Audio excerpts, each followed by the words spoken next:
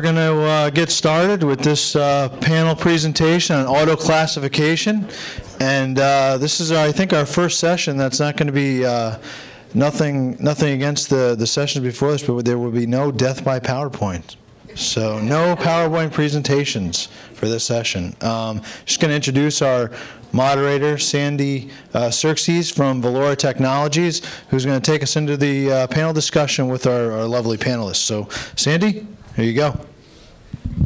Oh, thank you, Jim. I almost killed you there. Thanks, everybody. Welcome. We're going to do a panel on auto classification, and as Jim said, no slides, all talk and interaction. Wow. So if people can't hear or can't see in the back and you want to come forward, by all means do. So why don't I take a second and introduce myself and the panel and the topic that we're going to talk about. So my name is Sandy Serkes. I'm the president, founder, and CEO of Valora Technologies. We're based outside of Boston, so not too far from here. And we specialize in document data mining and auto classification, which is why we're talking about this topic today. My panel that I have here today, I think, is a really nice spectrum of folks that you will see in the information governance world, as well as people at different stages of their career. So I thought that that would be a really interesting kind of spectrum for you to see. So I will start with Cliff. This is Cliff Dutton. He's the Chief Innovation Officer at DTI, soon to be Epiq. Should I just say Epiq? You can say it. I'll say Epiq. And for those of you who might not know, DTI and Epiq were the #1 and 2 e-discovery vendors in the world until they merged, now making kind of a super #1. And Cliff has an extensive background in e-discovery, compliance. I won't remember exactly your title at AIG, but I'm sure you'll share with everybody, and kind of oversaw some major efforts around regulatory issues and compliance and e-discovery over there. And then next to Cliff, we have Lynn Thompson. Lynn is just finishing up her master's degree at Columbia University in information and knowledge strategy. If any of you are thinking about an interesting program, I'll just give a shout out to Kate, who runs it, sitting right there. I teach at that program. So Lynn is a data scientist by day, student by night, and she has extensive experience working with analytics and various types of algorithms. Next to Lynn, we have Colin Cahill, who's the Records and Information Manager at Draper Labs in Cambridge. If you don't know Draper, well, go Google it, but they're a pretty impressive organization. They're a major DoD contractor and have been for decades, I guess, at this point. And Colin oversees pretty much everything that I can think of related to records and information management at Draper. So we're going to dive in, and we're going to be talking about auto classification. And just a show of hands, how many people were at the keynote just a short while ago with David Brown from the SEC? He had auto classification up on the slides, which I had not met him prior to that. I did not, give him a plug for that. But he described a process that I actually really would not call auto classification. He described a process that probably many of you and your organizations do today, where you have to literally manually classify every file or every email or whatever it is by using drop downs and effectively different forms of data entry. If you are doing that work, it is not auto. When we say auto driving cars, we don't mean get in, turn the key, do the steering wheel and the pedal. We mean get in and go like this, okay? I should know, I have a Tesla, okay? I know what auto, pilot is. Not that I have it, I don't, I'm terrified.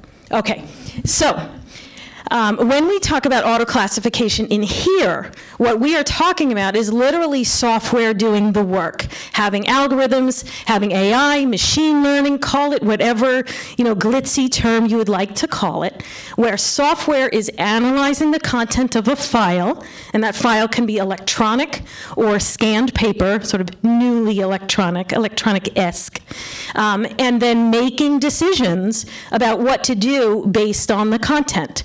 So you have kind of a combination of effort, a sort of tagging effort that's determining metadata or creating tags, and then another effort that is making a disposition.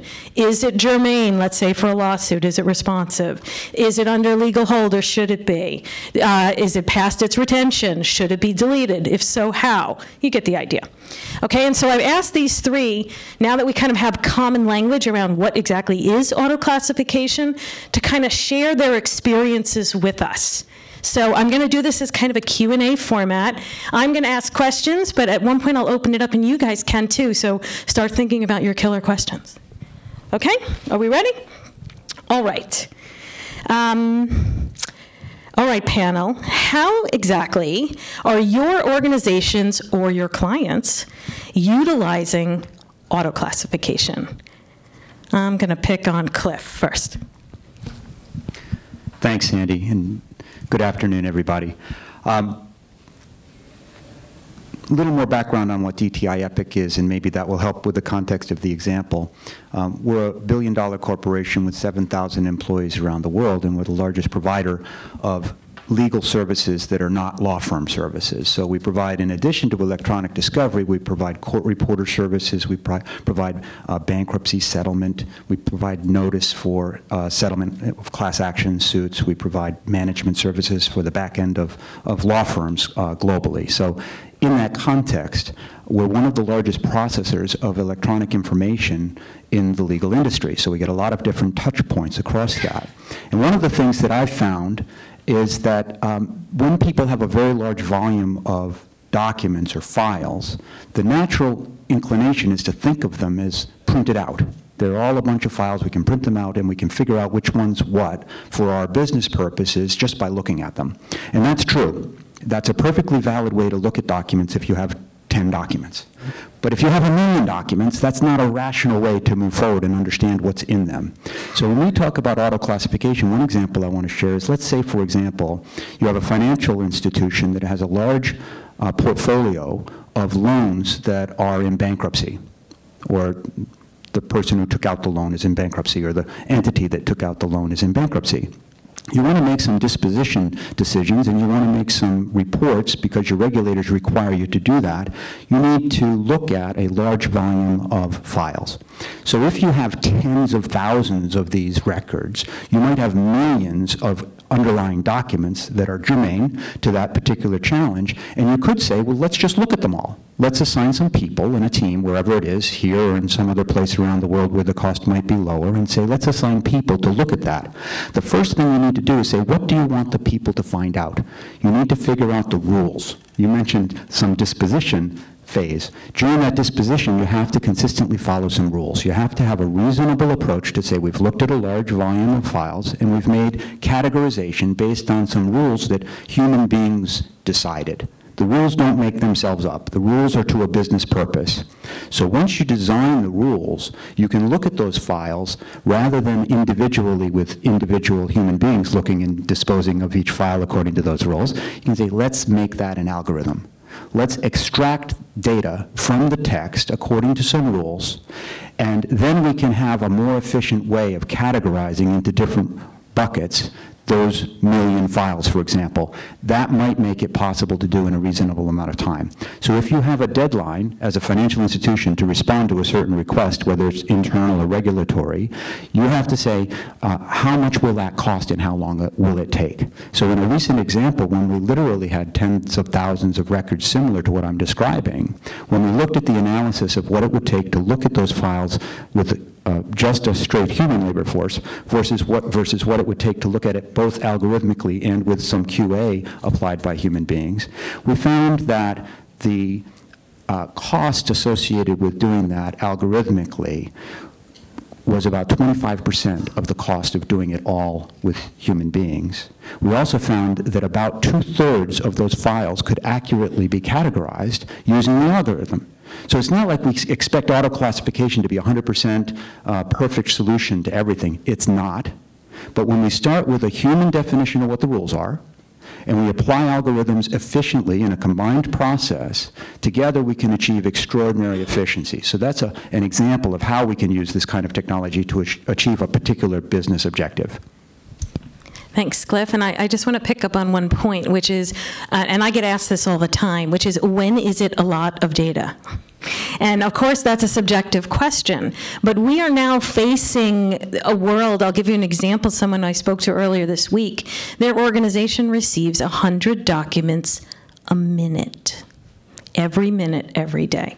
So when you do that math, I think I did it right, it works out to about 700 million documents a year.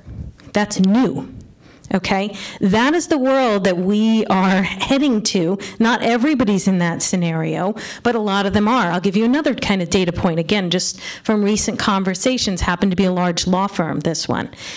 Just their email traffic, they get 250,000 emails, either coming or going, every single business day. Okay? That is an awful lot to track. And we have created these types of problems with technology. We're going to have to deal with them using technology. So this is a good segue over to you, Lynn. Tell us a little bit about how a data scientist applies these types of technologies. Absolutely. Thank you, Sandy. Again, my name is Lynn Thompson. I have a similar background to Cliff. We were talking in the green room. So I do have some banking experience, particularly in IT audit. For the most part now, my clients are in the pharmaceutical industry, and what used to take 1 to 2 truckloads of paper, new drug application submissions to the FDA, is now a quick click of an electronic process. But the volume of data is the same. Multiple lab results over several years, culminating in what will be sent to the FDA, is an enormous amount of work for humans to put in the correct folder. And trust me when I say the FDA is very particular about the classification of those documents. And they will send those submissions back, and the cost of that is potentially losing out to a market competitor.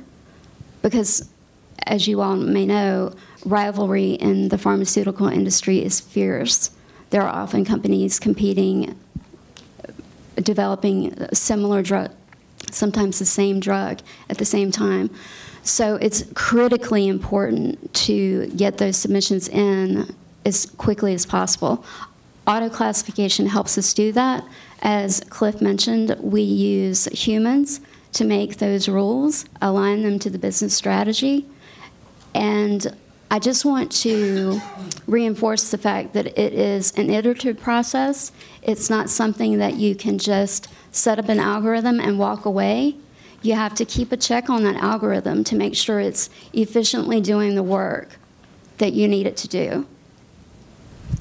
Okay, and Colin, I think you hold, if there was a kind of ranking of common titles at InfoGovCon, your title might be the highest ranking, the most number of people with a similar role.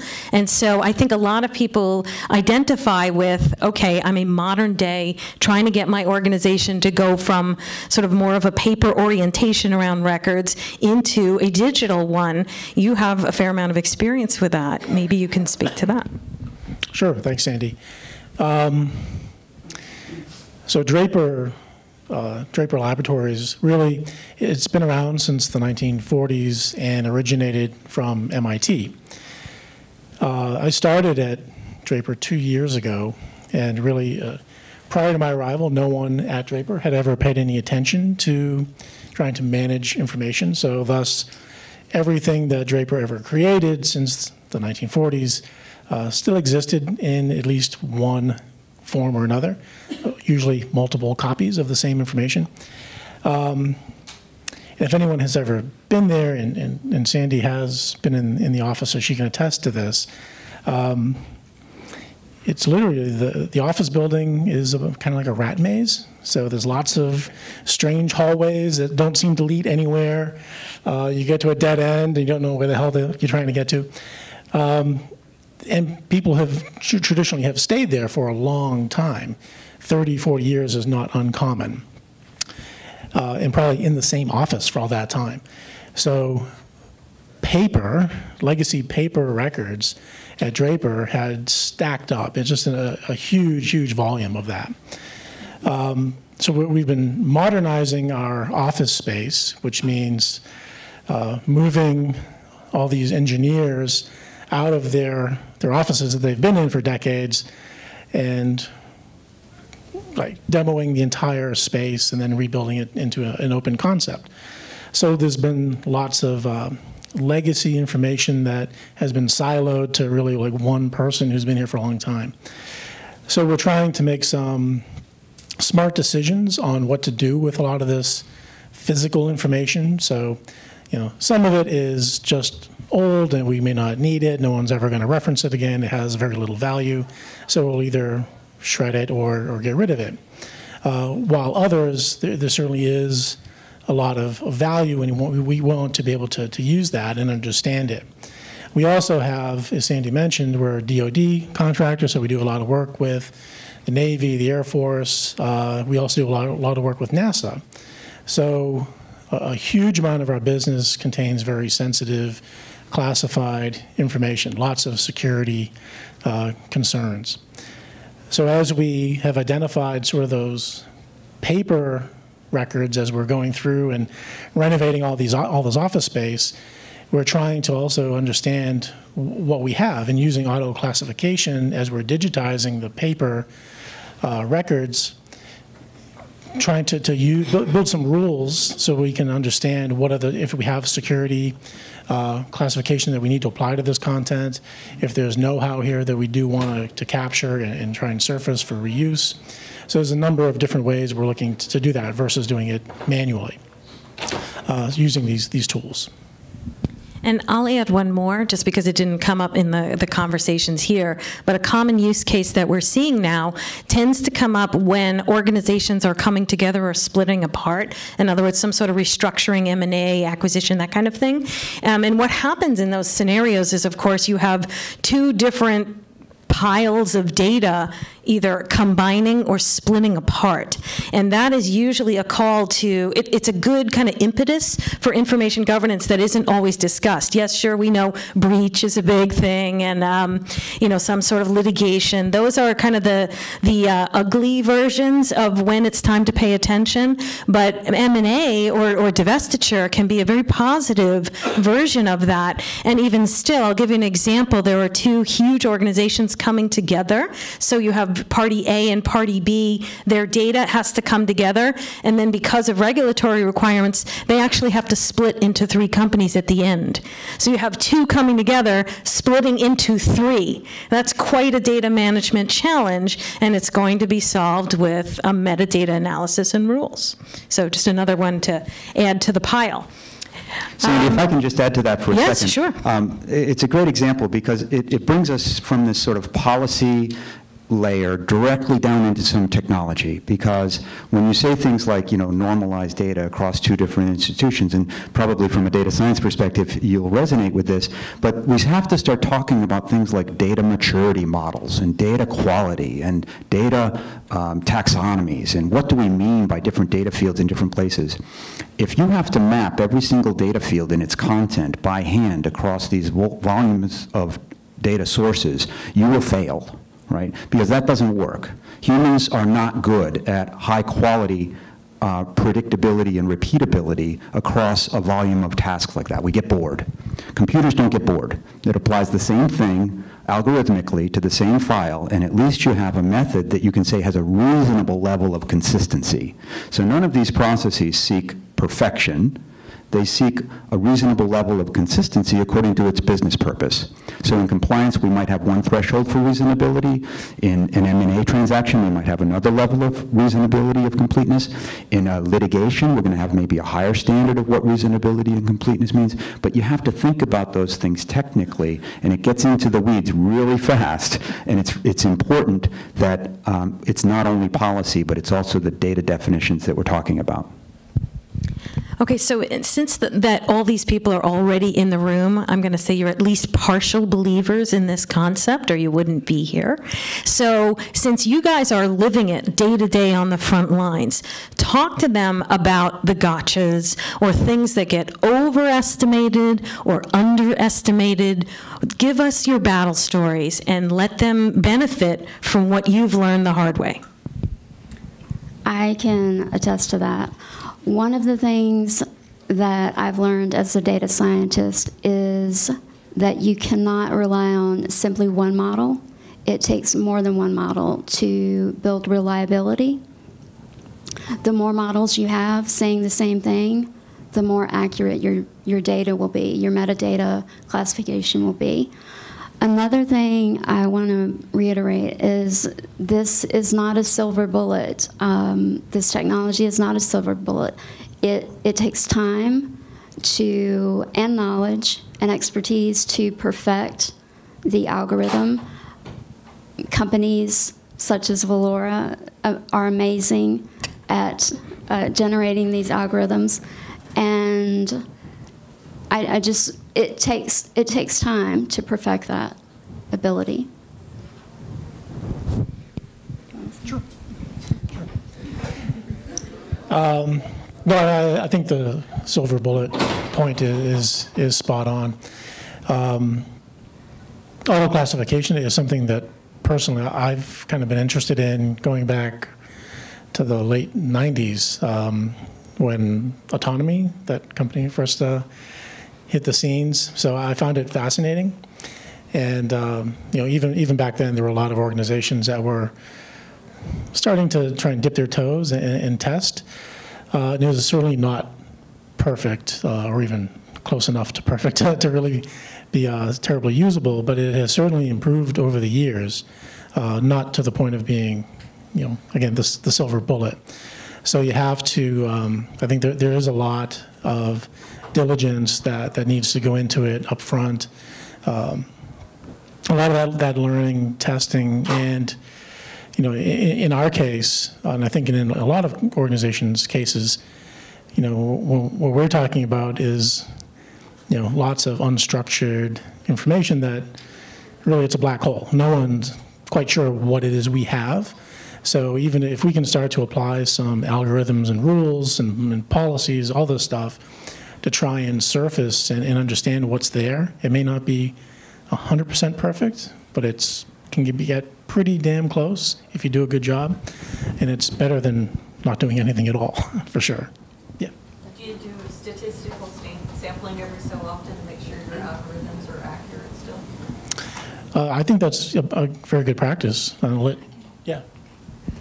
Absolutely. One of the things that we do, and I'm sure that Sandy does also, is statistically sample how these files are being coded. Are they being coded correctly? Is the metadata correct for this particular file? Is it a blinded or a non-blinded study? Is this accurate for this particular data set? Is this a small device, which is a completely foreign type of clinical trial? Absolutely. And the sample size is not small. It's a large proportion of the data set. 100 documents, 1,000 documents? I would say in the thousands. I would second that. Yeah. And this can be done in minutes. In terms of gotchas, a little more context on my role at AIG that I had prior to my current role. I was responsible for AIG's e-discovery and legal policies around discovery and electronically stored information, and all of our vendors for AIG's requirements, which are substantial, but also on behalf of all of AIG's insureds globally. So that is what made it a much larger challenge. And AIG globally, mostly on behalf of insureds, spends about $2 billion a year on legal services. So understanding where those risks are was something that I learned about some of those gotchas through many of those stories. And I find that one of the gotchas when we talk about records management is that we all recognize that records are both an asset and a liability. The gotcha is that we tend to overweight the asset and underweight the liability. Right, so we really need to make a decision about the value of retention and force that down to the individual custodian level or user level or department manager level and say, why are you keeping this, and make an active decision to keep things rather than a passive decision to just keep everything because it might be worth something. And that's a natural human tendency. I got a whole bunch of stuff in my basement. So I understand that we tend to keep things that might be valuable, but the liability side of that, if you get into a dispute or a litigation or a regulatory action or even in an M&A situation where you actually have to look at that information and you have obligations to achieve a certain level of completeness in your analysis of that underlying data, that can be very expensive. So the gotcha is underweighting the liability and overweighting the asset, and driving that decision-making into your organizations can help with that. And again, I'll add one more.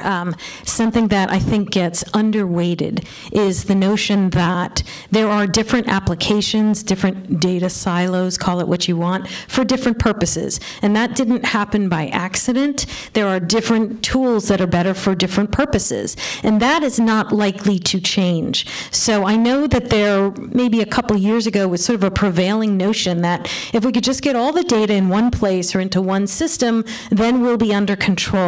I think that notion is pretty well dead, or should be dying, because we're quite the contrary. More and more opportunities for data collaboration or storage are emerging every day. And you don't have to raise your hands on this, but you can think it inside. How many are using something like a box or whatever just occasionally in an emergency when you couldn't get something to somebody any other way? She says, no, gold star for you. But I can tell you I've done it, because I was under the gun and I had to do it. And I quickly put it on a box and the other person got it and we quickly took it down. Okay, not the best practice, but very real world. The title of this was Auto-Classification in the Real World. That's real world. And so this kind of multi-silo, multi-purpose, all things to all people is going to persist. So if we're going to get our arms around it, we're going to have to do so with that as an admitted starting point. Yes. To that point, when you're doing this auto-classification, when you're talking about developing the rules, are you using a particular data set, or are you using those rules and the tools and then pointing them at the different repositories? Because it seems like that, that would be much harder to do, because the rules, it feels like you would have to develop the rules based on some knowledge of that data set already, even if it's like a generalization of the data? The answer to almost all either-or questions, honestly, is yes. It's so, it is both of those things depending on your business purpose. So you're alluding to machine learning, where you're taking a large unknown volume of text and saying, what are the categories, right? And that is an application of some forms of machine learning, where you can use the algorithms to categorize for you what the natural boundaries are within that unstructured data set. And that's, an effective learning tool. It's like exploring your data set. But when it comes down to what are you going to do to create rules, in my experience, you have to know what you want. What is my goal? What is the either business purpose or regulatory purpose or litigation purpose? What am I trying to achieve? And e-discovery would call that a coding tree. What issues are relevant in that matter? The same issues won't be relevant in the next matter, so it has to be matter-specific definitions. In compliance, it might be something like, I was responsible for policies, a small number of policies at AIG. How many people here are responsible for policies or have authored them? Right, so a lot of us. When IAD, internal audit, comes knocking and says, are you doing everything that your policy isn't designed to do, that would define what that metadata should be associated with your using, for example, an underlying set of email to look for those metadata fields associated with complying with that policy. It would be in response to that particular business requirement. Like a records retention schedule, but that's easy. What's more difficult is identifying. What's easy is identifying the stuff that is relevant to legal hold, because you have those, what you call the data trees, right? You sort of know the custodians or where the relevant data might be. The records is also pretty easy, because if you have a schedule, it tells you right there what you're looking for, or somewhat what you're looking for. But what's tougher is everything else. what are those things out there that have that business value that you Right. want to try to apply or auto-classify for people and apply some retention to? That becomes a question of what your data map is. Where are your sources? Where might that data be? There isn't one common repository of everything, as Sandy has said. It lives everywhere. So you need to decide the scope of what you're going to be evaluating, and if you want to use a records retention schedule as your guide for what you're looking for, you could certainly do that.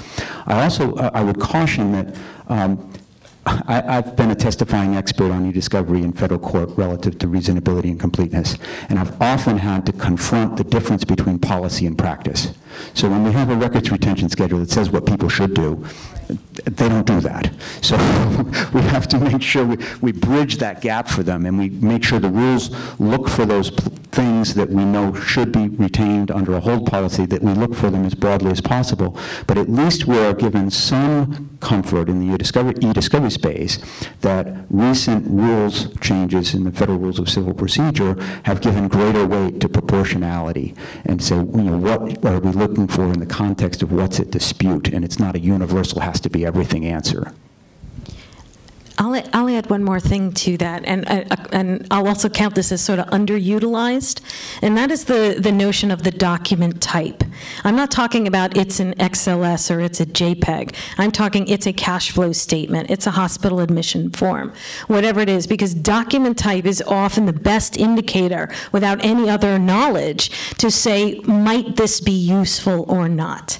And again, the technologies that are stronger on document type are a good way to solve this unknown unknowns problem, which is really what you're asking. If you have no context and no purpose, at least start with what I call sometimes like the blood test of the content. Learn everything you can about it, and then make intelligent groupings like document type, like various topics or concepts, and then at least have a first blush to say, do I care or not, which is really what you're asking. So we have a couple minutes left. Oh, was there a question? Oh, go ahead. So, from the panel, where is the state of the art of the technology in terms of dealing with this question where you're dealing with a set of data or a set of documents that are not within a confined, constrained context? They're not all of finance documents, or they're not all one or the other. They're a more general question. One example might be, how do you use auto-classification technologies or AI technologies to sort through what's business related and what's not? Big question, issue that a lot of us face is trying to separate out business related emails particularly, but other documents as well, from non-business related. So that's a very broad area. You don't have well-defined categories. It's just a very broad question. Go ahead. Where's the state of the art on that? From my perspective, it is my opinion that the predictive analytics and the algorithms behind this AI, they're extremely advanced in lots of industries. I can't think of any industry, actually, that this can't be applied to. And when I say predictive analytics, I mean using those rules, taking a document, using the rules defined by the business to put it somewhere, to do something with it. One thing that I want you to leave with today, if you don't remember anything else that I've said, I hope that you see that your COs are most likely thinking about their competitive landscape and how to gain and sustain competitive advantage. Using metadata is one of those tools. It's a strategy that you can bring to your CEO right away and find a company to help you do that. Having said that, remember there is no magic bullet for this. I want to touch on something that Sandy and Cliff said about undervalued items. One undervalued item that has been extremely profitable in the pharmaceutical industry is unused intellectual property. Most clinical trials don't go to fruition. They don't make it through FDA approval for whatever reason. They don't finish their clinical trial. But there's valuable data there that could be used to treat another disease or condition. So by running these rules and running these algorithms, you can seek out new drug therapies that you didn't even know you had.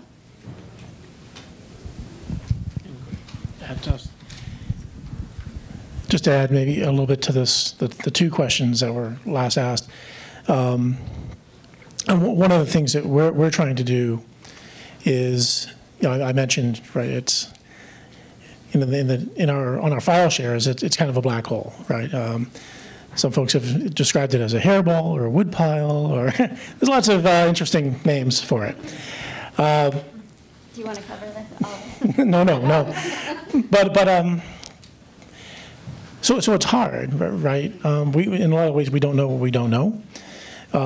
So what we've tried to do as an approach is to start to, again, sort of pull back the covers and see what's there.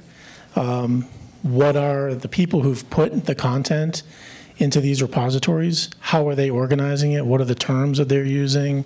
And really trying to learn from that, which will help us come up with maybe document types to help drive coding.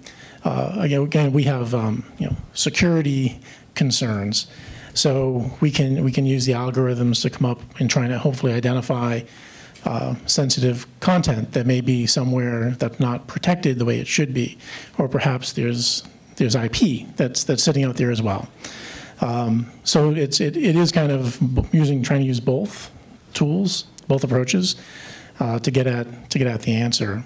I think that's what we're trying to do anyway. Sorry. The state of analysis for machine learning and text analytics is very high, but it's for text analytics. So it depends what your document type is. Sometimes we have document types like databases or file types like databases that have their own structure. Sometimes we have image file repositories that have different ways of looking at them. So if you're talking about text analytics, it's extremely advanced, independent of the source of the text. So we can ingest lots of different types of text, hundreds of different file types associated with text analytics, and come up with very robust analysis. So that's optimistic. But I don't want anyone to think that text analytics or auto-classification is some sort of magic. It's algorithmic, it's specific, it's driven by objectives, it's driven by rules that we set up, and it can be extremely efficient in achieving an outcome that we have to achieve either for a business or a regulatory purpose. Okay, well, I think we're coming to the end of our time, but the panel and I, we will go into the kind of the breakout room or breakout area, wherever Jim tells us. Right across the hall. So if you have further questions or you just want to talk to us or bring us your worst problems, by all means, please do so. Thank you guys very much. And thank you, panel.